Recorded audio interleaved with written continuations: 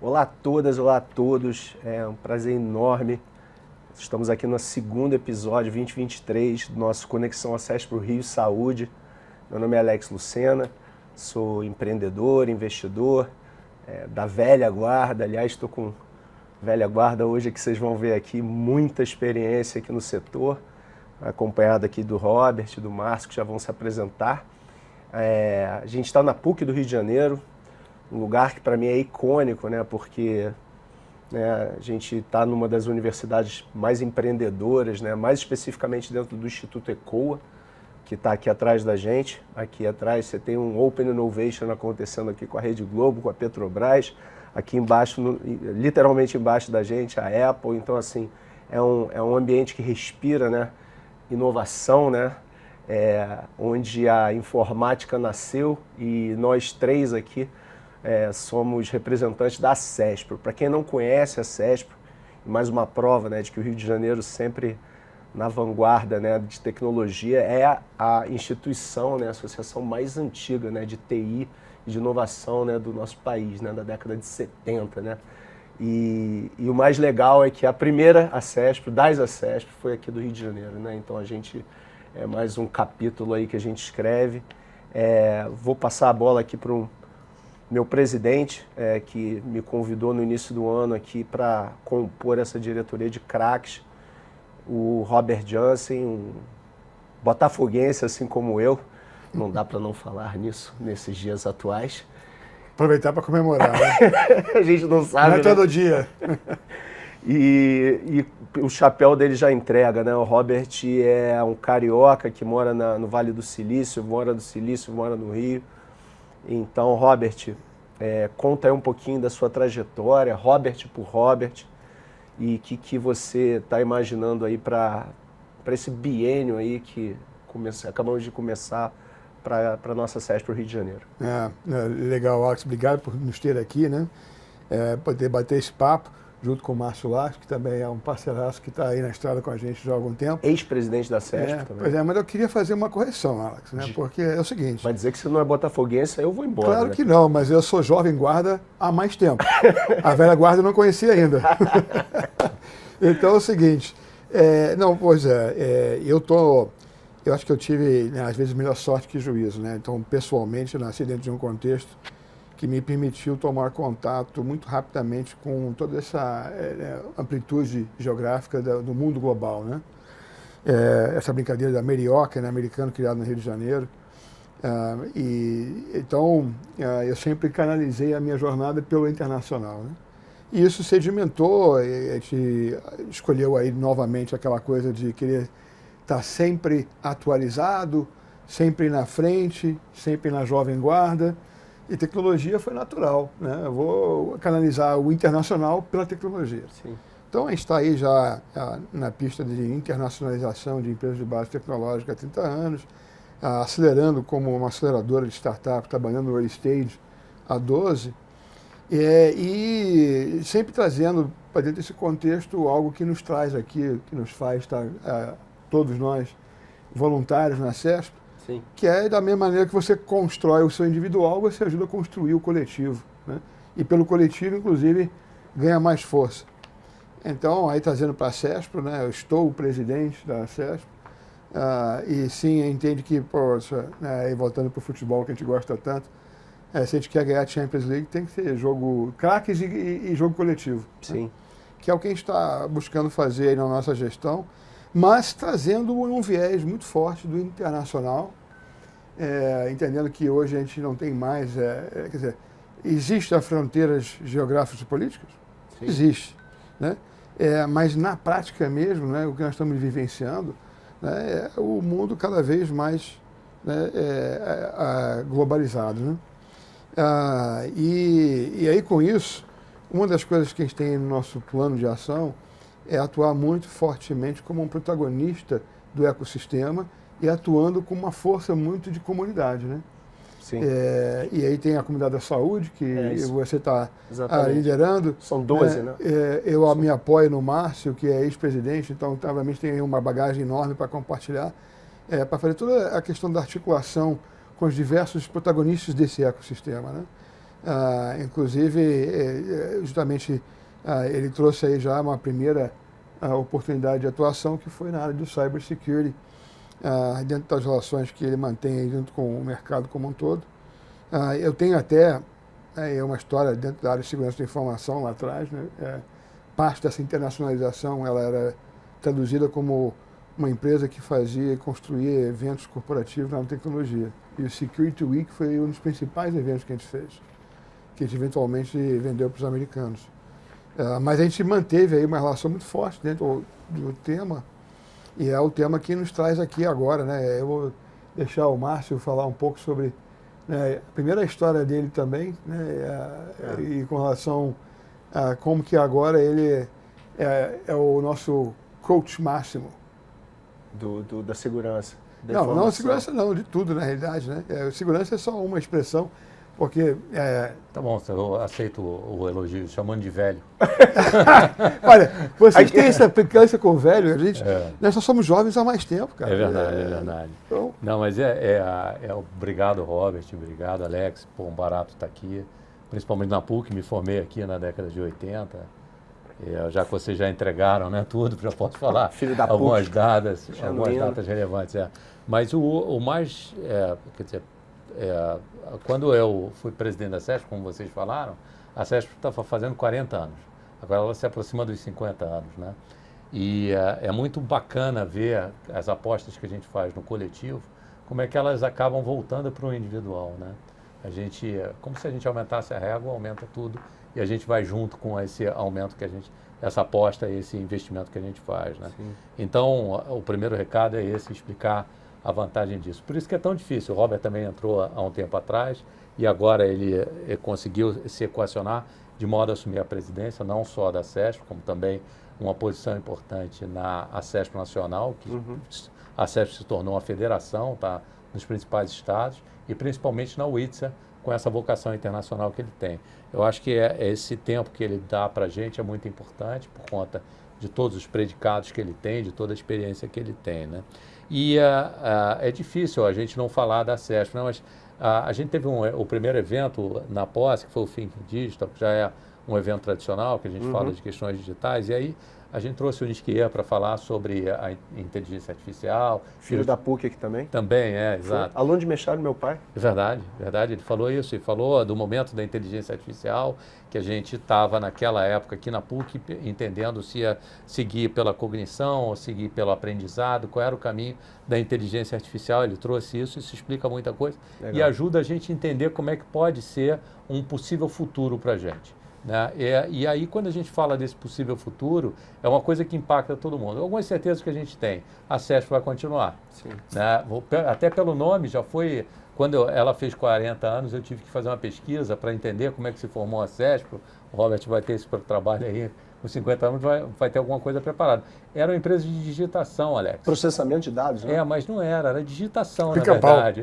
O pessoal digitava as demandas do SERPRO para imposto de renda, que era escrito. Então, e o pessoal se dizia processamento de dados, e de fato era. Sim. Isso veio evoluindo. Hoje você sabe que a gente tem empresas de ponta, empresas que estão no mundo todo, todos dentro da CESP, e é um trabalho muito legal. E aí, nessa questão de inteligência artificial, a gente fez algumas especulações sobre o futuro e tal, e uma certeza que a gente tinha é que isso aqui ia continuar.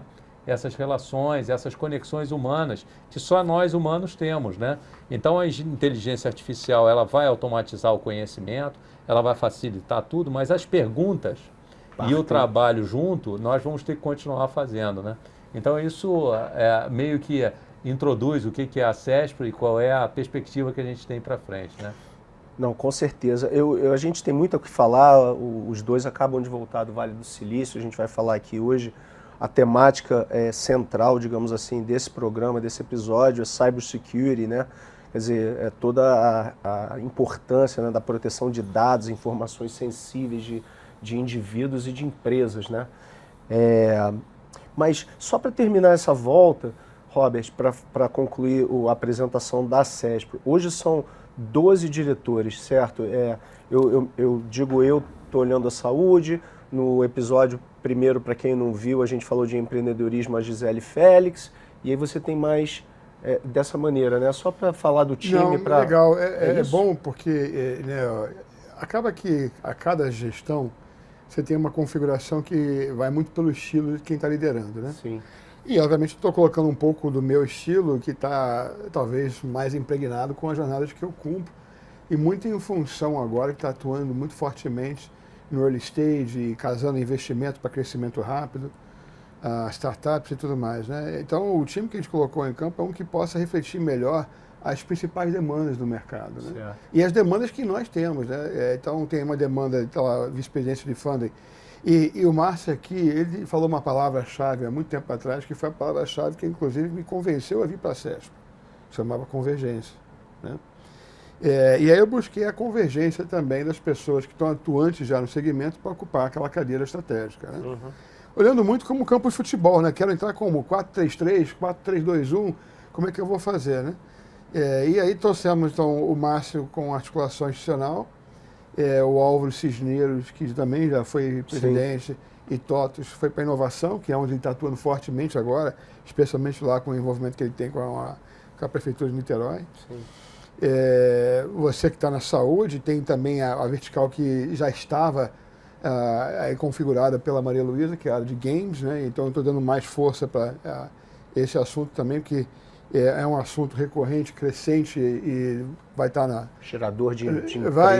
Vai estar no futuro, gigante. né? Está no futuro já. Tem empreendedorismo, que você trouxe a Gisele Félix, né? Aqui. Né? Tem articulação política, está com o Marco Túlio. Nós temos a área de marketing e eventos com a Sabrina e a Cláudia Wilson. A Maria Luísa, que também conseguiu uma posição na federação agora estatutária lá em Brasília. E aí eu consegui conjugar os dois chapéus, né? Academy, né? Educação. Legal. Então, para poder ver se a gente, que são justamente eixos, onde a gente consegue entregar proposta de valor para o mercado. Sim. Né? Não, e outra coisa para quem está conhecendo a CESP agora, né? Quer dizer, a palavra... todas essas pessoas que o Robert acabou de falar e outras, tá, são empresários, empresárias, de muita história para contar. Então, a riqueza de vir e trabalhar aqui é conhecer e ter acesso a esse capital intelectual humano que é não desprezível. É o timaço do Rio de Janeiro, sem dúvida nenhuma. Eu queria aproveitar aqui, Alex, esse espaço que você está dando para a gente como oportunidade, né, porque as jovens guardas, né, Isso. essas atuais, os empreendedores, eles não tiveram oportunidade de vivenciar a cultura associativa. E não tem ninguém dizendo para eles o quanto que isso é importante. Boa. E a gente precisa fazer essa evangelização, né? Por isso, inclusive, lá com a própria Gisele, nós estamos criando um termo de referência para poder fazer a aproximação de aceleradoras, né? Para depois, inclusive, colocar isso e trazer as startups. Né? A própria Gisele, agora no Web Summit, ela fez uma lista lá, botou no comitê do nosso WhatsApp. Né? Ela está trazendo aí umas 10 ou 12 startups, que com quem ela falou, apresentou a CESP. Então, é essa cultura associativa que vem da experiência, né? Que não está presente agora no radar dessa garotada, a gente precisa ser mensageiro disso, né? E o quanto é importante. Vai se fazer 50 anos, mas 50 anos relevantes, né? Sim. Por isso que eu fiz questão, na nossa posse, de trazer todos os ex-presidentes e homenageá-los. Porque o cara lá que iniciou em 76, que foi a fundação aqui no Rio de Janeiro, ele era o empreendedor da época. Ele era considerado, esse cara aqui é o de vanguarda, é o empreendedor agora, por aquele momento. E todos eles foram, cada um no seu momento. Né? Não, eu falo até, aqui, logo ali onde eu estou apontando, a incubadora, né, da PUC do Rio, que talvez tenha sido uma das primeiras, se não a primeira do país. E eu fui fundador da primeira startup daquela incubadora. E nem se chamava incubadora. E nem se chamava startup, era empresa nascente, né? Isso. Então, sem dúvida. Eu queria trazer o Márcio de volta, e agora pautando na questão da segurança, né, da cybersecurity, que vocês acabaram de voltar, né, do Vale. Né? Uma imersão que o Robert vai completar aqui, mas o Márcio esteve. Né? E eu puxei, assim, só para dar uma levantada de bola, eu puxei um relatório de defesa, relatório de defesa digital da Microsoft, a última, tá? E eu fiquei com esse dado na cabeça, eu queria até, porque eu não sou, assim, especialista, mas, assim, Esse relatório diz que no ano passado foram detectadas 921 violações a senhas de pessoas, ou seja, 1.000 senhas por segundo. Então, assim, é surreal isso que eu li aqui. Achei que tivesse errado, mas não, é por segundo.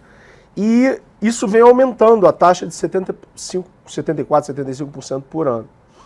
O que me chamou a atenção também é que a área da saúde está no top 3 aqui. A gente vê manufatura, a gente vê saúde, depois varejo, educação, energia. O governo ficou lá por último. Achei até que os hackers se interessassem mais em hackear governo do que outras áreas.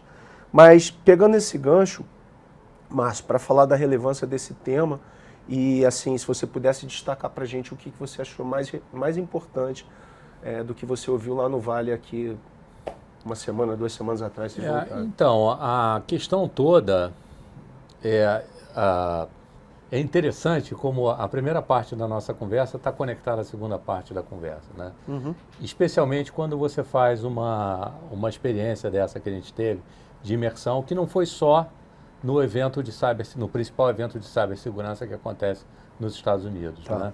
A gente tem uma oportunidade de imergir na mentalidade americana, na mentalidade do lugar que os Estados Unidos, como a federação, escolheu para deslanchar as suas empresas. Então, obviamente, é ali que o pessoal pensa em fazer desenvolvimento de novas tecnologias e tal, está tudo ali. Você tropeça em startup, em fundos de investimento, em tudo isso, né? Então, o projeto foi um projeto extenso, foi uma semana de experiência. A gente começou com uma visita a Berkeley, com uma palestra de um professor doutor indiano, que falou para a gente sobre inovação corporativa e sobre cibersegurança. Tá. Então, foi uma manhã inteira em Berkeley, com uma interação. A palestra não foi só para empresários, nós também levamos alguns formadores de opinião e CISOs das principais companhias de energia elétrica, energia de uma forma geral, petróleo, né, e finanças. Empresas né? do Rio todas? Não, São Paulo Direto também. no Brasil. Tá. Enfim, as maiores empresas de CSN, Siderurgia. Foram siderurgia, grandes. eram empresas que têm essa questão já de uma forma madura. Sim. E esse problema relevante, né? E alguns empresários e mais a comunidade da CESPRO, né? A experiência, então, foi muito mais extensa, né? Para você ter uma ideia, o slogan da RSA é a Stronger Together, né? Isso também remete à CESPRO. Sim. A gente precisa... Se tem um país no mundo que tem... O país que tem maior número de associações e maior número de conexões é os Estados Unidos. Então, tem associação para tudo o pessoal se reúne para resolver. Isso é meio que lutar contra ou a favor da gravidade. O ser humano, ele é relacional, ele existe hoje como espécie porque ele forma grupos, esses grupos se defendem junto contra as adversidades. Então, por isso que eu digo que há uma forte conexão nessa primeira parte do nosso papo com a segunda parte do nosso papo. A palavrinha colaboração, né, que você bate tanto, né, É na tudo. tecla. Pois é, é mais engraçado que ele falou aqui agora, Stronger Together, né? E o lema da CESPRO, juntos somos mais. Exato, exatamente. exato. Tradução ipsilítica. E é tão óbvio que a gente só conseguiu estar aqui porque a gente é capaz de trabalhar junto, né? Não há dúvida quanto a isso. E além disso, tem algumas coisas que são inerentes do ser humano, né? A questão da insegurança, a questão de você, às vezes, procurar atalhos, e principalmente em situações especiais. Então, nós temos que nos proteger também para as vulnerabilidades que o ser humano tem e os momentos que ele tem nisso aí. Uhum. Os números que você diz, eu não tenho dúvida que vão só piorar. A gente vai ter mais tentativas, que a gente só vai aumentar. É a segunda imersão que nós fazemos lá na CESPRO. Os números anteriores eram menores, o evento era menor, e é impressionante como é que essa indústria cresce. É impressionante, mas a gente entende por quê, né? O meu comentário sobre essas rúbricas que você falou, talvez o Robert possa dar uma ideia melhor, porque ele está mais conectado a isso. Mas, na minha sensação, Robert, tem a ver com o nível de maturidade de cada um desses setores e, de novo, com o mindset, que é uma coisa que a gente vê lá. A gente vê a distância, quer dizer, a gente vai para um país e para um local que o pessoal acredita no sistema.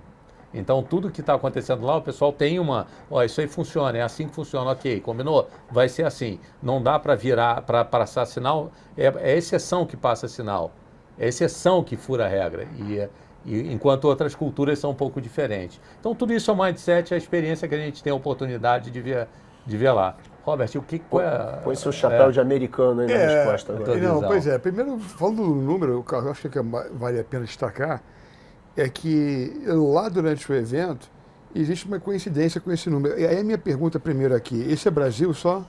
Não, ele era um apanhado geral da Microsoft. Geral, é mundial então? Mundial.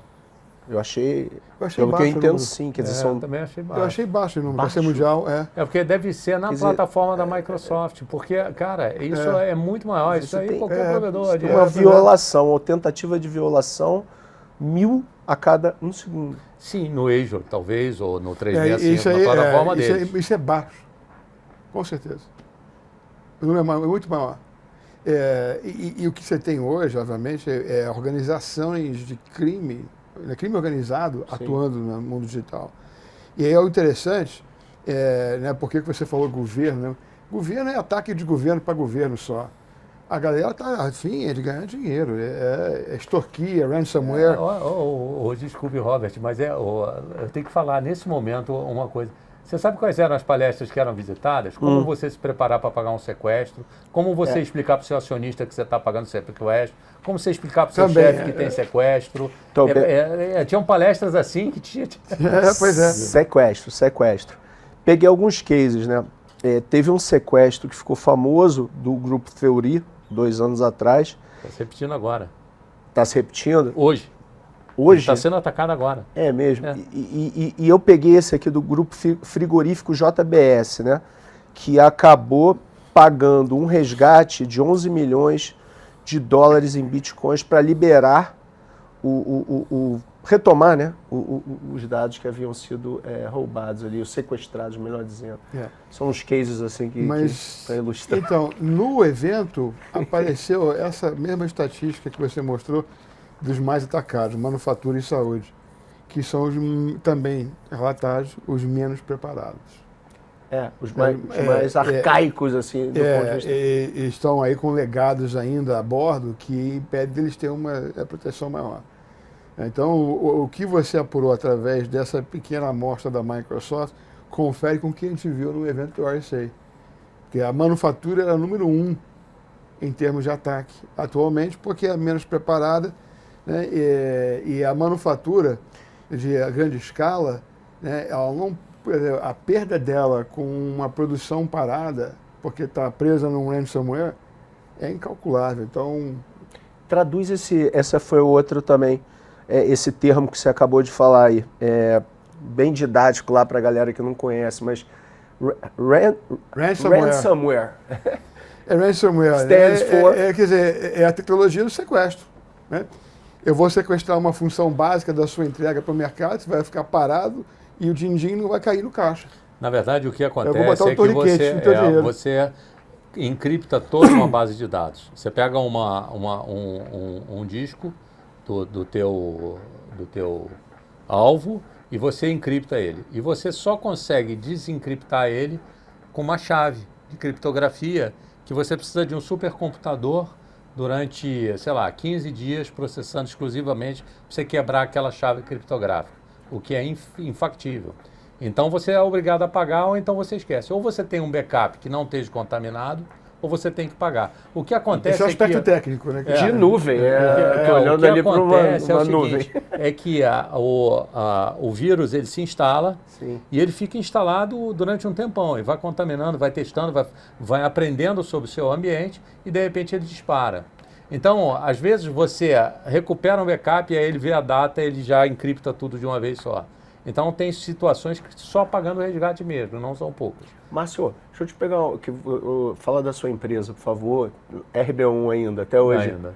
É lá um data center grande, estive lá já tem há muito tempo. Na verdade, lá é o NOC, que é o Network Operating Center, que a gente opera alguns serviços para fora, né? Os data centers estão distribuídos em nuvem.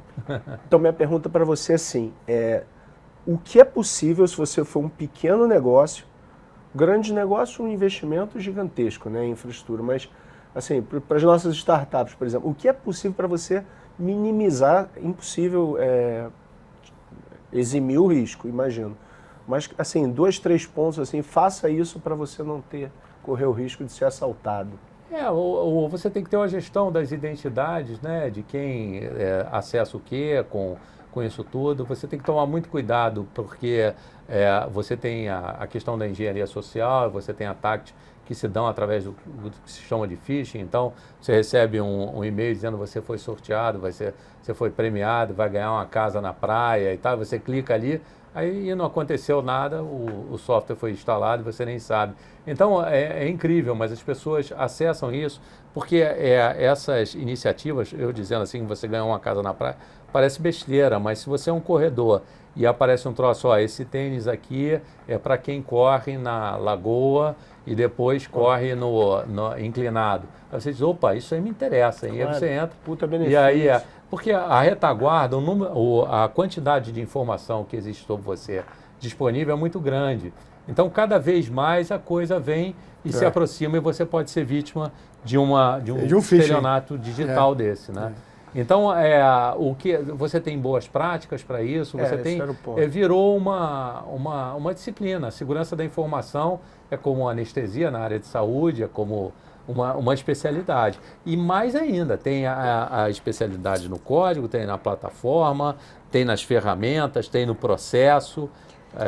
É uma novidade importante. Duas coisas que esse grupo que a gente levou agora, né, você tinha aqui então uma variedade de segmentos de atuação com quase o mesmo tipo de persona, né? Então eram CISOs da área de mineração, da área financeira, da área petróleo, energia, agronegócio. De fintechs e de bancos grandes. Pois é. E o que para eles ficou realmente patente, olha, a gente não pode se dar o luxo de não compartilhar um com o outro o que está acontecendo, porque a gente está sempre correndo atrás, né? Sim. A gente não consegue ter antecipação, não existe antecipação nessa realidade. É reativo, né? Sempre reativo. Tomou uma porrada, então, vai atrás. Quanto mais a gente compartilhar um com o outro, mais conhecimento e abrangência a gente vai ter para se proteger. Então, O nível de especialização dessas empresas é tão grande que eles têm os Red Teams e os Blue Teams. São times que ficam permanentemente isolados da operação, atacando. E o azul é defendendo. É como se você tivesse um permanente gamificar ataque. O processo. Exato. Você dentro da tua operação, você tem que ter um time assim. Principalmente se a indisponibilidade for cara para você. Você está falando de uma indisponibilidade que existem vários tipos de ataque. Esse ransomware que o Robert falou é da encriptação da base de dados, mas tem os ataques famosos de negação de serviço. Denial of Service. Negação de serviço. Você começa bota uma massa todo mundo crítica que não aguenta. E você está numa nuvem que paga pelo uso, imagina. Vai morrer numa grana ali pesadíssima, e você não consegue botar o teu serviço no ar, né? E o pior não é nem assim pagar o resgate, né? Quer dizer, às vezes um ataque desses destrói, né, a sua infraestrutura, né? E essa parte é bem maior. Não, tem uma questão reputacional, tem todas as dimensões. O que eu acho fascinante é o seguinte, é a outra vantagem de ser jovem há mais tempo que o Robert falou, né? A gente antigamente dizia, poxa, a tecnologia faz parte do negócio, então não dá para você ser um C-level e não entender de tecnologia. Hoje fica claro para a gente isso. Cara, não dá para ser nada sem entender de segurança. Exato. É impressionante que agora apareceu mais uma, entendeu? Tem um dado aí que, na verdade, é um binômio, né? Não dá para você não pensar mais nada sem pensar em segurança e sem pensar em inteligência artificial. Porque se a gente for pegar, inclusive, a experiência dessa galera que a gente levou, duas coisas que eles destacaram, né? Que foram muito impactantes para eles. Primeiro, a inteligência artificial. E segundo, o elemento humano. Aí você vem e volta, né, como é que o elo mais fraco da cadeia acaba sendo o ser humano. O Márcio mencionou engenharia social, né? Então, eu tinha o meu sócio que foi diretor de tecnologia da nossa empresa, ele tinha uma máxima que é assim, cara, hardware e software a gente resolve, mas o peopleware, aí que mora o desafio, né? Isso dito por um engenheiro de software, tudo bem, vou dar um desconto, mas era uma máxima que eu passei a levar comigo também. Encaixa nisso que você falou aí agora. Mas o ser humano aqui, né?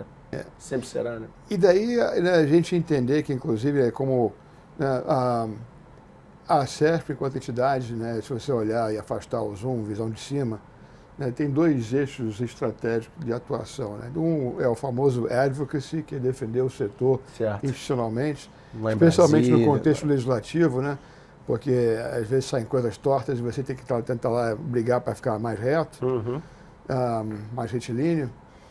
E o outro é a prosperidade para os associados e que isso seja, né, aquela coisa do ripple effect, né, a marola que dá o desenvolvimento econômico geral, né? Porque se você pensa em dar prosperidade dentro da tua organização, né, você está multiplicando e fazendo com que isso reverbere mais, né?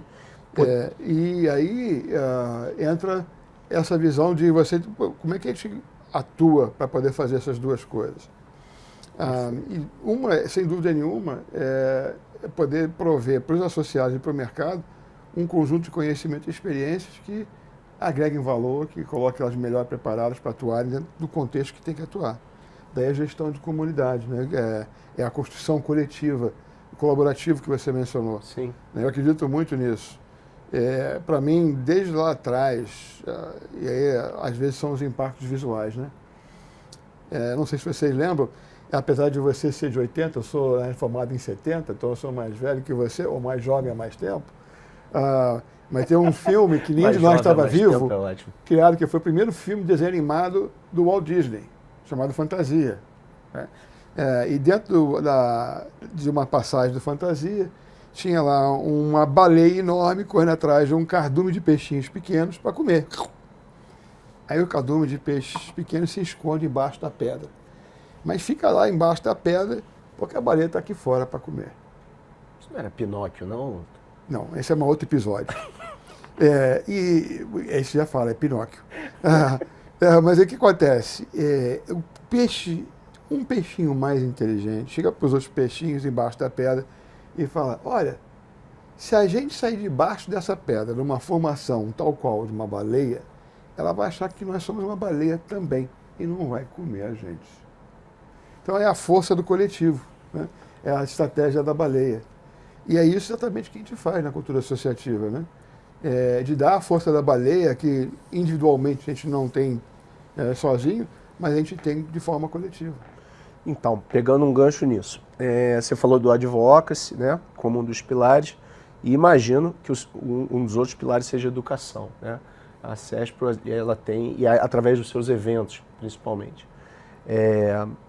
Podemos enveredar para isso, porque assim, a gente tem upcoming aí um evento no Rio, né? Aliás, o Rio, puxa, eu fiquei tão feliz, vocês foram no Web Summit? Foram, né? Eu não fui, cara, eu estava em São Paulo, e fiquei assim, enciumado, né, para ver de novo os grandes eventos da área de tecnologia e inovação voltando para o Rio, né? Deve ter sido bem legal, imagino eu. Eu não fui, quem foi o Robert. Eu fui, foi muito bom ver isso. O movimento, né? Estou entrando no detalhe da organização, nada disso. Eu fiz até um post no editorial da gente, mas eu quis dar um contexto também e valorizar não só o evento Web Summit, mas todos os principais eventos da nossa cidade. Isso. Porque eles são instrumentos. Né? E aí tem que pensar no pós, né? Não pode ficar, o evento é maravilhoso, mas e aí, o que acontece depois que você fez o evento, né? Provocar para que nós todos pensemos sobre isso e tenha ações estruturadas, né? Então, mas eu queria chegar no evento em junho, né? Que vocês dois estão à frente da organização. Fala um pouquinho o que vocês estão pensando, data, já se puder dar um spoiler de alguma coisa. Então, ele é continuidade, inclusive, da imersão, né? Esse pessoal que foi na imersão, eles estão ajudando justamente a orientar o que a grade temática vai ser discutida. E é uma forma de eles compartilharem o que eles viram lá de tendência e inovação na área de segurança e refletir isso aqui e compartilhar com o mercado brasileiro. Esse é um exemplo de pós, né, de dar sequência que você está falando, né? Tem que terminar em negócios, né? Pois é. E aí tem uma condução, quer dizer, o Cyber Security Summit Rio. Data, já temos 20 e 21 de junho. 20 e 21 de junho. Local temos? Temos também. É o famoso RB1. Sim. Tá no NOC. Tem o Márcio, que o Márcio trabalha lá. É o Barão de Mauá. Barão de Mauá domina. Barão de Mauá, para quem não conhece, primeiro empreendedor do Brasil, segundo consta, né? Não, segundo consta não. É ele, né? É ele. Tá lá a estátua dele em frente, lá, a Associação Comercial, né? Ele lá. Eu passo amanhã eu vou passar lá e pegar a benção Passa a dele. benção, Só que eu não consigo alcançar a cabeça dele, tem que pegar no pé, no sapato. Ele o criador do Banco do Brasil, não? Foi. Né? Foi, né? Foi. E tomara a primeira dele, né? startup brasileira, para quem não sabe, segundo consta também, Banco do Brasil, né? Nasceu uma o mais curioso ainda é que o Banco do Brasil nasceu dentro de uma associação. Associação Comercial do Rio de Janeiro. Essa é a mais antiga que temos? Sim. É um prédio lindo em frente a... O prédio é depois. O prédio é depois. A associação é a primeira entidade comercial brasileira. A associação, né? E assim como havia um problema no mercado para se resolver, e assim como a CESP resolveu um problema da demanda de digitação, organizou o pool de digitação da época do imposto de renda. Então, o que agora a gente tem que fazer é continuar organizando, escolher as frentes. Aí o Robert se cercou, montou essa diretoria que a gente faz parte, né? Para ajudar nessa ação, né? E que não é limitada a gente, né? Que na verdade é aberta para quem quiser se juntar a gente aí. Então o evento, né, ele vai trazer justamente a fotografia que todos nós vivenciamos agora aqui, lá, epicentro mundial da inovação, Silicon Valley, e traduzir nele aqui, né? Dando, obviamente, aí os focos que é onde tem mais importância e relevância para o nosso mercado local. Então, saúde, por exemplo, é uma mesa que tem propriedade. Legal. Aí tem a mesa da inteligência artificial, que eu acho que é uma também que vai ter que... Porque a inteligência artificial, até voltando na questão do conteúdo da RSA, como o Robert falou, era o grande mote, né? Tanto nas ferramentas de proteção quanto nos ataques, né? Você vê ataques hoje que são capazes de simular a tua voz, simular a tua fisionomia, o teu vídeo, tudo isso. E aí fechando com essa confusão toda. E as ferramentas para se tratar isso aí tudo, né? E o mais interessante ainda é que para funcionar a inteligência artificial na plenitude que a gente está vendo aí do chat GPT e dessas coisas todas, você precisa da interoperabilidade entre as empresas, porque são os dados que elas têm na capilaridade que vão nutrir isso tudo. Aí pronto. Aí você tem um mar de portas que precisam ser controladas. Então aí entra a questão da segurança. Eu até notei aqui a questão da saúde, o cara do check-up, o cara do plano de saúde, o cara do seguro, o cara do hospital, que tem a questão do tomógrafo, que tem o dosador de soro, está tudo conectado. Você vai fazer um exame aqui com o teu wearable. Isso. Wi-Fi, uma rede aberta, né? Quer dizer, ali é um buraco, né? De invasão, né? De possível invasão. Então, para amarrar ali a chamada então, do evento, dia 20 e 21 de junho, lá no RB1, a gente vai falar mais nisso, acompanha a divulgação, e você já deu uma indicação de algumas mesas. Então, saúde, inteligência artificial. Um outro tema que já falamos aqui e apareceu também fortemente, não só no RSA, mas como a grande preocupação desses profissionais que foram conosco lá, que tem a ver com ameaças, chama-se Threat Incident Response, né? E como é que Threat Intelligence, como é que eu antecipo, aí entra um pouco o que o Márcio falou, eu vou gamificar esse negócio, eu vou botar um time atacando, defendendo e ficar aprendendo com isso, para quando acontecer a Vera, eu estou pronto. E o custo de manutenção disso aqui é muito menor do que a perda de eu estar parado, né? É a perda de receita. Mas aí é gente, né? É hacker, né? Você tá com... mas penetration testing é isso também. Isso, né? É o cara que é contratado para penetrar a tua rede para você poder identificar suas vulnerabilidades. É isso aí. Mas isso não é novo. Isso já está aí há bastante tempo. O que você tem agora... Está acentuando, né? O que você tem agora a inteligência artificial, o machine learning que faz a inteligência artificial ficar cada vez mais inteligente, aprendendo conosco mesmo. Mas então você tem essa discussão também com relação a esse tema, pelo menos que está elencado aí pelo que é o grupo que foi participar e participar da imersão. O Márcio também mencionou logo no início, né, e que apareceu também aqui na pesquisa, que é a identificação de acesso, né? Quem acessa o quê, né? E qual é o nível de privacidade aos dados, onde é que estão os diversos filtros que você vai colocar. Né, muita gente hoje está associando ainda aqui no Brasil, e aí entra uma componente de educação, o evento tem esse propósito, a comunidade também, a comunidade é uma comunidade aberta, ela tem esse objetivo, né, de que, não, é só questão de privacidade de dados, né, que aí eu resolvi minha questão da segurança. E não se trata disso. Né. Quer dizer, isso é importante, sem dúvida, mas é uma dimensão desse contexto maior de cibersegurança.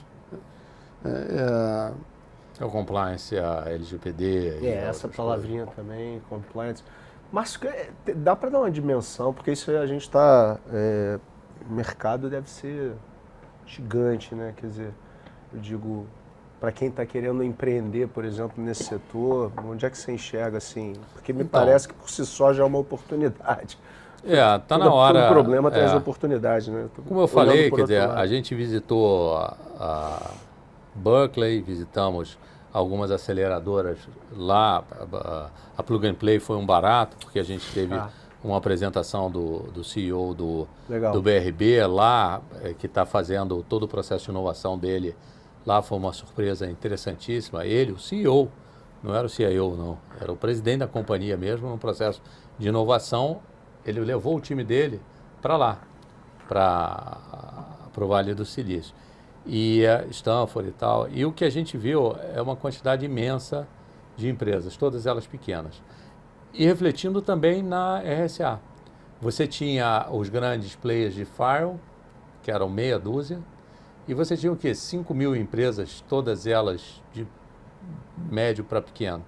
Mas era uma miríade de empresas, uma enormidade de estandes pequenos. Eu vou a bastante eventos fora, o Robert muito mais do que eu. É a feira mais fragmentada que eu vejo. Portanto, por quê? Porque tem muita oportunidade, todo mundo ali sendo comprado, crescendo e interessantíssimo essa característica do pavilhão de exposições, que era um congresso, né, com milhares de apresentações concomitantes. E embaixo as exposições, né? A exposição gigantesca com empresas todas elas pequenas. Então é um mercado que ainda tem uma consolidação forte para acontecer. Por exemplo, tem outros mercados que já aconteceu a consolidação, sistemas ERP e outras plataformas de CRM, né? Vai haver uma consolidação em algum momento, né? De plataformas e de serviços. E eu acho que é um momento interessantíssimo, porque as plataformas também ainda não entraram em produção na sua plenitude. E você acredita numa segmentação do tipo, o cara vai ser especialista em saúde, especialista em banking, especialista nisso, naquilo outro? Eu acho que o futuro é esse aí, cara. Né? Eu acho que é por aí mesmo. Bom, tem um outro cenário, né? A gente falou, ano passado estava falando da beça de metaverso e tal, hoje está meio esquecido o tema, né? Mas tem um que corre em paralelo, que é o Web3. Não tem déjà vu no Second Life? Não dá um pouquinho para vocês, não? Tem um monte de déjà vu no Second Life. Isso para mim, o metaverso é games, tá? Isso entra muito mais no mundo dos games, que vai entrar para gente no seu time. Tá. Beleza, mas isso é para outro podcast que a gente falaria muito legal. Ótima pauta. Mas a Web3 ela vai trazer uma fragmentação gigante, né? E aí sim vai ser. Então, quem está pensando em empreender, eu acho que a gente vai ter um terreno muito fértil e nós estamos vivendo uma mudança de forma. Essa crise toda que o mundo de empreendedorismo, de startups está vivendo hoje, vai refletir em algumas mudanças persistentes. E, paralelo a isso, está acontecendo a Web3, os eventos de Web3, como é que estão aparecendo aí. Né? E até a Covid, pensando aqui, ajudou, né? A Covid não ajudou nada, rephrasing, mas criou essa característica das pessoas trabalhando em casa, né? Home office, né? Então, você tem mais buracos ainda nesse sentido de segurança. O cara está numa rede corporativa, meu filho estagia na Heineken. Ele está numa rede corporativa trabalhando na minha casa, na minha rede. Imagina a vulnerabilidade de uma situação, mas é assim, está lá no contrato dele. Não sei, estou pensando alto aqui nas circunstâncias, né? O Covid, sem dúvida nenhuma, foi um acelerador, né? Eu até brinco, eu chamo ele de Coronami. Por quê? É a contração de corona com tsunami. Porque quando o corona bateu, já tinha um tsunami silencioso e invisível acontecendo, chamado transformação digital. Verdade. Já estava em campo. E ele veio e acelerou. E aí você tem uma quantidade de pessoas que não estavam na rede que passaram a ficar. Né? E tudo corrido, tudo, né? Resolve que é a única maneira de você conseguir fazer as coisas continuarem acontecendo. Né? Então, eu brinco de que o Covid foi um coronami. É isso aí. Mas eu pontuo, e aí volta aqui na conversa do elo mais fraco, ser o ser humano. Agora mais fraco não, mais vulnerável. Mais vulnerável, Mas é o mais vulnerável da cadeia, né? Que a transformação digital e esse coronami, na realidade, está criando um outro desafio de transformação, que é a transformação cultural, que tem a ver com as pessoas, novamente. Né? Nós estamos sendo demandados a ter uma velocidade muito maior para a qual nós fomos treinados. Se pegar a maneira que nós fomos treinados na nossa época, era prever, planejar e controlar. Prever, planejar e controlar. Agora é bate pronto. Todo mundo tem que liderar, agora, resolve aí agora. Eu vejo até uma contracultura acontecendo aí no sentido inverso de gente que está meio de saco cheio desse tsunami. Eu já tentei fazer o exercício, fall off the grid. Não vou atender mais celular, não vou usar mais cartão de crédito, né? Eu não vou estar conectado em nada que for de rede. Como é que você vive? Você tem a clínica de meditação aí, você passa 10 dias totalmente em silêncio, desligado, num detox mental violento. Isso aí, aliás, os desenvolvedores de alta performance, todos eles fazem essas clínicas. Você ficar com um exercício de atenção, de concentração, maravilhoso, né? Agora, o mundo está numa transformação muito grande, né? Não há dúvida que segurança da informação vai ser uma coisa que vai ter que ser tratada e trabalhada, né? Em todos os setores, todos. Então a oportunidade é aberta aí. Show de bola. Acho que o grande recado, né? Primeiro é a força do conjunto, para você poder estar melhor preparado para se defender. Né? E esse processo de defesa, haja visto aí os ransomwares e tudo mais, é investimento, não é despesa. É apólice de seguro que você investe para ter, né, continuidade de negócio. Se você olhar bem assim na história da computação, que começou aqui na PUC, foi o primeiro computador, você tinha um cérebro eletrônico ali em cima, embaixo daquele viaduto lá, que era o RDC que você conhece, né? Esse troço tinha 64K de memória, custava alguns milhões, umas centenas de milhões de dólares, né? E precisava de um prédio que custava 3 vezes o preço dele. O prédio, para segurá-lo, custava 3 vezes o preço dele. Agora você tem um celular. E tem outra, ele não se falava com ninguém, né? Ele falava com cartões perfurados. Não, o que ele falava era com cartões perfurados, né? E processava dados lá, era um cérebro eletrônico.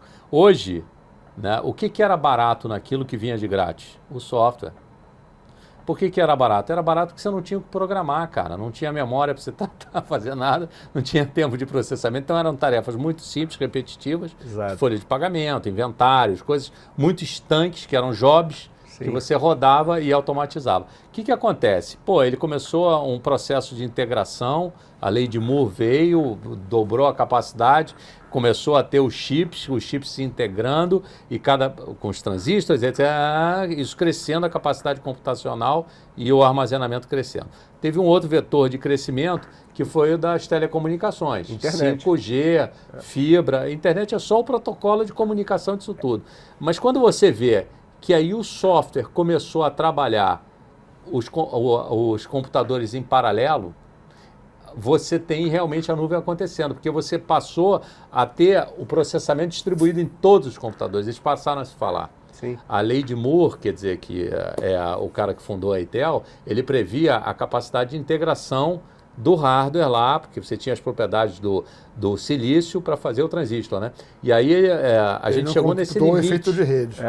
E aí os computadores, quer dizer, você passou a ter as CPUs com vários núcleos, que eram várias CPUs em paralelo. O software começou a tratar isso. Sim. E com as telecomunicações, isso não precisou ficar na mesma pastilha. Então você vê software rodando no seu celular ao mesmo tempo que num servidor em outros lugares. O nome disso é nuvem, a capacidade computacional Sim. e a capacidade de armazenar de desdobrar. E aí quando você imagina que essa capacidade é infinita e cada vez só, porque cada vez vai aumentando, você começa a ver que a gente nem começou ainda. Porque na hora que tiver gente para programar isso tudo, e agora vão vir ferramentas de programação com inteligência artificial. Algumas tarefas de programação vão se simplificar e vão ser mais rápidas ainda. Não estou dizendo que vai eliminar o desenvolvedor. Mas já está o no-code, low-code aí, né? Eu queria eu estou assim, minha cabeça viajando aqui, porque assim, atrás da gente, isso mudou demais o perfil da pessoa que trabalha com tecnologia, né? Lá no início eram matemáticos, né? Não, cara, eu tive que pagar para fazer o meu primeiro estágio, porque eu tive que comprar um curso. Se eu não pagasse o curso, não entrava. Hoje você entra no YouTube, você vê um curso, vê por aí, uma forma. A usabilidade e, né? Você era erudito, agora é popular. E a junção das tribos, né? Não é só mais ciência aqui se chama computer science aqui, né? Ciência da computação, né? Era para gente que conhecia disso. Hoje, se pegar essa turma que está atrás da gente aqui, design, comunicação, aqui em abundância, quer dizer, você já está... Cara, é muito doido. Esquece Alex, o para trás, behind the scenes. Vou falar um troço que o Robert vai se tocar. Há 28 anos atrás, quando eu comecei a empreender, a gente tinha 3 mídias para fazer anúncio dos nossos serviços. A semanal, que era o Infoglobo, o caderno de informática toda segunda-feira no Globo. A mensal, que era Computer World, que era uma revista que era distribuída para os gerentes de tecnologia da informação, gerente de CPD. E as páginas amarelas, que eram um ano. Você só precisava fazer um fotolito e ter um telefone. Traduz fotolito. Fotolito é o seguinte, eu nem sei o que é, eu sei que eu pagava uma aquele coisa de cores, né? Que nem o raio-x, né? que nem o raio-x, exatamente. Aí tu botava aquilo, pagava aquilo, você só precisava ter um telefone e uma pessoa para atender. Só isso. O telefone era carésimo, vou falar nisso. É verdade, era um ativo. Na época eu estava lá da saúde, eu estava com um spa e eu fazia só um anúnciozinho pequenininho, tijolo na coluna social. E era o que? Era o telefone e a atendente. Pronto, acabou. Resolvido, Agora, cara, para você estar presente, você tem que entender de busca, você tem que fazer conteúdo, você tem que ter programação visual, você tem que ter uma agenda nas redes sociais, você tem que fazer podcast. Cara, é muito mais gente trabalhando. Não, e agora tem BDR, LDR, SDR, Closer. E fatiar o processo todo, você fazia impresso, sozinho. Cara. E também tem que fazer, às vezes, um banner impresso para um evento. Outro continua também, entendeu? É isso aí, pessoal. Como é que estamos? Estamos bem? Não entendi muito bem essa... 55 minutos. Então estamos bem. Não, eu queria deixar assim, essa conversa, resenha, que eu sabia que ia ser muito interessante, né? Porque tem muita história aqui, né? A gente olha para trás, mas essa turma aqui é olhar para frente o tempo todo, né? É um desafio danado, né? A gente se manter na crista enfim. Como é que está a experiência de vocês com relação a isso? A minha experiência, ela é incrível todo dia, né? Eu trabalho com todas as tribos, a questão geracional é muito interessante, a gente viver essa experiência de trabalhar com a juventude, falar de tecnologia, porque... A gente vai, roda, mas no final a gente acaba com alguns conceitos que pra gente é tão raiz, né? É difícil de... Se fala assim, a gente sempre ouviu falar choque das gerações, né? Eu ia pegar a palavra do Márcio emprestada, não, cara, ao contrário, é a convergência das gerações. Exatamente. Né? Hoje eu acho que essa por causa a tecnologia ajuda a aproximar e a criar a percepção da complementaridade, né? E você vê os mais jovens, né? E eu acabei de fazer uma fusão com o Hub, com 4 founders, o mais velho tem 28. Quando eu comecei minha startup aqui, eu tinha 27 anos. Eu era o dinossauro, meu irmão Beto tinha 16. Assim, só pra gente lá atrás. Mas você tirar o melhor proveito dessa interlocução é um aprendizado também, né? Não é um interruptor, não. Easier said than done. Pois é. Eu acho que acaba, no final, você precisa exercitar algo que independe de geração, né? Que é saber ouvir as pessoas, Sim. saber interpretar, né? Saber que você está lidando com pessoas, né? E quando você... Expectativas, né? Motivações. Tem um investidor nosso, americano, o Craig Martin, que ele tem lá um slogan, né, que eu gosto muito, que ele fala o seguinte: a diversidade é a nossa única salvação. Diversidade? Ele assina embaixo dos e-mails dele. Diversidade é a única salvação. E eu acredito muito que sim, né? A diversidade hoje é fundamental para você compor uma proposta de valor para levar para o mercado, para você ter realmente uma possibilidade de fazer uma entrega mais consistente, porque é o reflexo de como está o mundo, né? O mundo está muito mais diverso para um caminho que eu chamo de tribalização, né? Que você tem mais tribos distintas agora, né? Se identificando. E não é que isso seja ruim, né? Mas existe essa, né, clusterização em torno de posturas e posições, né? E a tecnologia cria essa ponte, né? A minha visão, quer dizer, você imagina agora aqui, complementando o que o Robert coloca, quer dizer, para a tua pergunta, eu me divirto muito nesse momento, né? Quer dizer, quando você se afasta um pouco e olha a história, olha a situação, você vê claramente alguns momentos que são nossos, né? Tem aquele momento platônico, baseado na falta. Pô, você não tem grana, você tem que empreender, você tem que fazer, você não tem cliente, pô, a tua ideia não é exatamente aquela, então você não tem ainda as coisas, então você está lastreado na falta, né? E aí, de repente, as coisas começam a dar certo e dão, porque com muito trabalho o resultado disso vem, não há como, e aí você começa a ter resultado, aí você começa a se alegrar com aquele resultado. Só que a coisa começa a se repetir, você está alegre, beleza, e aí você começa a ver, cara, isso não me basta, né? Você precisa, o amor ao próximo, né? O em volta de você tem que estar legal também, né? E isso é uma experiência empreendedora que vale a pena, é você ver todas essas tuas jornadas e poder tratar isso de uma maneira a compartilhar. É muito gratificante isso, né? Então esse trabalho em grupo é muito positivo por isso. Acho até que você falou, Márcio, antes de ESG, né? Acho que integra um pouco com isso, né? Quer dizer, essa questão do propósito, do give tá back. Conectado com o que você falou, Alex, porque você falou de capacitação. Sim. O que uma empresa de 40, 50 pessoas pode fazer de ESG? Vai botar uma plantinha no jardim? Não dá escala nenhuma. Agora, contratar um profissional que está numa situação de vulnerabilidade social, isso é ESG. Entendeu? A gente pegar, sei lá, 1/3 das nossas empresas e colocar num programa que o Robert está dando uma força lá na CEF, que é o Forsoft, isso é ESG pra gente. Fala em Forsoft. Proporcionalmente o Forsoft está já, quer dizer, o Márcio é o idealizador do Forsoft lá atrás. Quer dizer, na verdade tem sido uma construção por todos que lideraram. Escreve como For. F-O-R, Soft. Está na web, quem quiser dar uma olhada lá. Entra no site da CESP. Até fazer uma correção, não fui eu não, foi o Ilan. Foi o Goldman que fez, eu era diretor dele na época. Foi um programa da Brascom, que não rodou lá, do governo federal, que investiam em EAD. Vocês lembram do que é EAD? Educação à distância, pelo amor de Deus.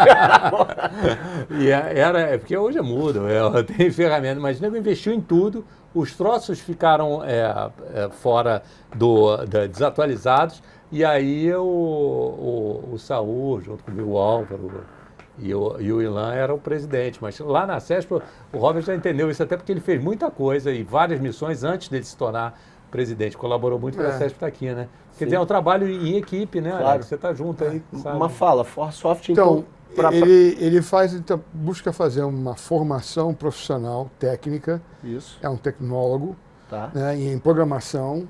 Hoje a gente está colocando aí programação full stack. Tá. De comunidades carentes. Então, são meninos de comunidades carentes que você vai dar uma opção para ele poder ter uma inclusão socioeconômica. Meninas, lógico.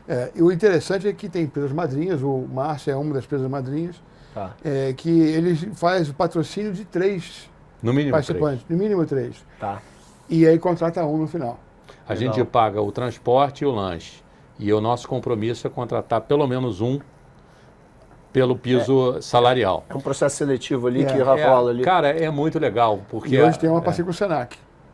Ele era, na minha época, a gente conseguiu a prefeitura, mas isso foi antes do crash do Rio de Janeiro, né? Então a gente tinha a Microsoft, a Oracle com Java, a Microsoft com .NET e a Cisco com a parte de infraestrutura. Tá. E aí a gente mantinha essas turmas e as empresas contratavam esse pessoal. A resposta disso era muito legal, nós temos uma pedagoga que acompanha o processo, a gente bota o cara estagia nas nossas empresas, a gente faz o conteúdo programático Legal. e a gente seleciona o profissional. Então ele acompanha tudo, é como se fosse um programa de trainee. Na pior hipótese, ele sai com uma boa formação ali para buscar mercado de trabalho. Não, mas acaba faltando gente, porque você contrata os três, é natural. Qualquer empresa de qualquer porte pode Associada à SESP associada pode, à SESP pode. Legal. A gente ganhou um prêmio da Meta do Milênio, da Unesco, né? Da Ganhamos Unesco. um prêmio da Unesco, isso aí, bem lembrado. Não, essa é uma ação E agora a importantíssima. gente está buscando ampliar isso não só aqui a nível Brasil, mas levar para a WITSA. Na verdade, o Robert, ele foi bem agressivo. Posso fazer uma... Dizem que eu elogio melhor quando ele é distante, então vou elogiar a tua ideia aqui. Quando o Robert assumiu essa cadeira na WITSA, a ideia é a gente internacional, o ForSoft, a CESP global. Tem do Paquistão, tem dos Estados Unidos. Qualquer lugar tem uma federação de associações das a empresas de associação das associações. A confederação. A confederação mas mundial. É mundial. como se fosse eu uma até Copa sei. do Mundo. Tem eu estou falando, sempre preocupo falar para quem não fora da bolha, que a gente fala isso tão... Para a gente aqui é dia a dia. Né? A ideia Fica onde essa sede? Lá? Washington, D.C. Washington, D.C. E aí o que a gente pensa em fazer, e o Robert está costurando para isso, é a gente trazer demandas de outsourcing, né? Então a gente formar gente no Brasil, montar esses clusters e esses clusters para produção internacional, né? A gente já viu pesquisas que a gente tem no setor de precarização do trabalho, começou a aparecer com um indicador muito alto a questão da evasão de profissionais das nossas empresas para trabalharem para empresas internacionais sem CNPJ aqui. E o Robert sabe disso porque ele é assediado lá nos Estados Unidos, mas nós somos assediados também, o Robert, aqui no Brasil, de empresas que nos ligam, né, Alex? Pedindo, muito. Você faz serviços para fora, você tem programação aí, posso fazer? Não tem um ano que a Apple não passe o jogue a tarrafa aqui. Exato. Então, a Apple gringa vem aqui e sempre leva 2, 3, né? 4, sempre. Normal. Não, mas ela não leva. O cara fica aqui, é um nômade digital. O que é hoje muito bom. É o nome O que é muito bom também. Levado, Então, a gente quer, já que esse fenômeno está acontecendo, a gente quer ver se a gente consegue convergir interesses. A gente pega esse fenômeno que está acontecendo, essa demanda global, e converge com a nossa... Nomad capital of the world. Rio. Por que não? Você forma os caras, eles podem trabalhar para onde quer, mas você forma eles aqui e eles gastam aqui. Sim. Então eles estão sediados no Rio de Janeiro, desenvolvendo para qualquer outro lugar. Ele vai comprar água de coco ali na praia. Para a gente meio que caminhar para o final, assim, pegando essa. Rio de Janeiro, a minha tese é essa. A gente tem todos os elementos necessários para ser um dos maiores ecossistemas criativos do mundo na área de tecnologia. A gente foi lá no MIT, o MIT ensina o quê? Você precisa de boas universidades. Estamos dentro de uma, temos várias outras aqui, né, estaduais e privadas. Você tem que ter empresas. Temos, né? Aqui tem uma Petrobras, por exemplo, que a Ancora, estou dando um exemplo. Na área da saúde, a gente tem que eu trabalhei, tive uma ótima experiência trabalhando com a Redditor, para dar um outro exemplo. E por aí vai. A gente precisa de startups. Isso aqui é nascedouro de startup todo santo dia. Os outros dois elos é que me preocupam um pouco. É investimento. Não vejo essa abundância. Fala-se muito, vejo muito menos gente assinando cheque do que a gente deveria. E o quinto elo desse pentágono que o MIT chama é governo. E aí o governo é um ponto que é debatível, né? Assim, porque governos passam, né? E alguns não fazem um bom trabalho. Mas nesse caso, mais uma vez, o importante é a CESP, né? Porque o governo passa, mas a nossa posição aqui continua. Atua como governo, né? Não, ajuda a lembrar. Né? Ajuda a lembrar. Isso faz parte do ERIC, assim, né? De você estar fazendo a articulação necessária para que uma das coisas que primeiro é uma motivação nossa, né, de a gente querer defender o setor e fazer com que todo o resto da sociedade entenda que nós somos uma mola de sustentação da economia. Sim. E cada vez mais, né, transversalmente falando. Emprega. Então é extremamente importante a gente estar defendendo todas essas bandeiras que conseguem pontuar isso, né? Olha, o Rio de Janeiro, e isso é uma das grandes motivações que eu tenho dentro da própria CESP, liderar a CESP, é transformar o Rio como uma referência mundial de inovação. A gente tem todos os predicados para isso. Talvez o que mais falta é a visão da baleia. Porque eu digo que a gente continua jogando pôquer em muitas instâncias. Eu concordo muito com você nisso. Muito. Todos os elementos estão aí, né? Nós somos hoje, per capita, o maior berço universitário brasileiro. E isso graças a Dom Pedro II. Se você pegar institutos de pesquisa aplicada, também nós somos o maior berço per capita no Brasil. Fiocruz. A gente teve no passado aí o crash que você mencionou, teve um êxodo anterior também. Tem um cidadão, Eduardo Costa, que foi um dos precursores do Softex. Meu chefe. Eu fui Softex, né? Pois é, você foi no Canadá, né? Não, morei em Fort Lauderdale. Eu trabalhei 3 anos e meio no Softex nos Estados Unidos. O Eduardo, ele fala uma coisa que para mim tem muita pertinência. Ele falou, enquanto a Brasília se preparava, tinha um planejamento para se tornar a capital do país, não tinha plano para o Rio deixar de ser. Não tinha plano nenhum. Você não é mais capital, se vira aí. Dá teu jeito. Dá teu jeito, pois é. E isso é real, né? Porque você permaneceu aqui depois então, com todo um conceito cultural de governo federal, onde as decisões eram tomadas e muitas não eram mais, né? Ou passaram a migrar para Brasília. Né?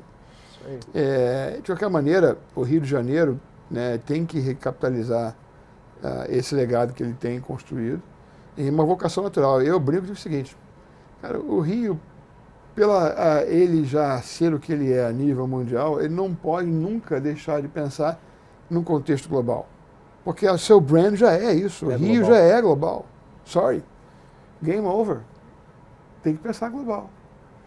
E a gente tem esses predicados todos, né? E a gente, vamos ver como nós todos, né, coletivamente, a CESP, né? Aí a razão do time, de poder ter aí um impacto forte, né, influenciar. E aí foi o meu discurso lá, né, na largada, né? Vamos ver se a gente abaixa as cartas e vamos olhar, mostrar, né? Jogar pôquer índio. E não esse pôquer americano, né, onde vai todo mundo, né, escondendo as cartas um do outro. Você não vê outros ecossistemas fazendo isso. Não quero mencionar nomes, mas Sim. Os outros ecossistemas não fazem isso, ao contrário. Né? Márcio, dá uma palavra de otimismo aí, carioca aí, para a gente terminar nessa toada aqui que a gente está. Eu acho que a tecnologia é o caminho, é o vetor que vai resolver tudo isso. Puxar isso aí, né? Tem um fenômeno da tecnologia que é interessante, às vezes você se atrasa porque se automatizou ou adotou uma tecnologia muito rápido e aí você cria um legado, cria uma barreira para migrar, né? Eu acho que a tecnologia vai ajudar a gente na questão da educação, vai ajudar a gente na questão da saúde, que é a tua bandeira importante aí, Sim. Vai ajudar a gente em várias outras frentes e que vai permitir que a gente distribua isso e possa equalizar toda essas nossas diferenças e essa nossa comunicação, né? Principalmente na questão de educação e saúde. Diga lá, antes de eu...